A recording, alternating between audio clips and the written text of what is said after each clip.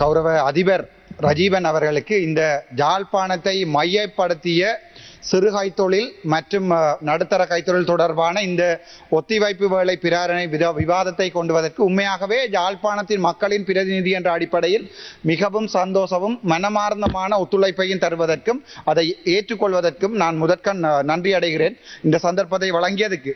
ஆனால் எங்களுடைய கௌரவ பாராளுமன்ற உறுப்பினர் நிசாம் காரியப்பர் அவர்கள் சொன்னது போன்று இவ்வாறான பிரதேச அபிவிருத்திக்குரிய பிரேரணைகளை கொண்டு வரும்போது நீங்கள் ஒரு தமிழர், நீங்கள் ஒன்றை மறக்க கூடாது. நீங்கள் எவ்வாறுதான் ஜேவிபிக்கு வால் பிடித்தாலும் அங்கே அவர்களுடைய செம்புகளை தூக்கினாலும் தெளிவாக ஒன்றை சொல்லுகிறேன், நாங்கள் தமிழர் என்பதை ஞாபகம் வைத்துக் கொள்ளுங்கள். நீங்கள் என்னை விட வயது மூத்தவர், என்னுடைய அண்ணன் வயதுக்குரியவர். ஆனால் ஒரு காலத்திலே நீங்களும் நானும் உங்களுடைய தமிழ் பாராளுமன்ற உறுப்பினர்களும் இதே அரசாங்கம் செய்த ஒடுக்குமுறைகளால் வடக்கு மாகாணத்தில் இருந்து புத்தக பைகளுடன் சைக்கிளில் கிளாலி மூலம் இடம்பெயர்ந்து வந்திருக்கிறார்கள் என்பதை நீங்கள் மறந்துவிடக் கூடாது.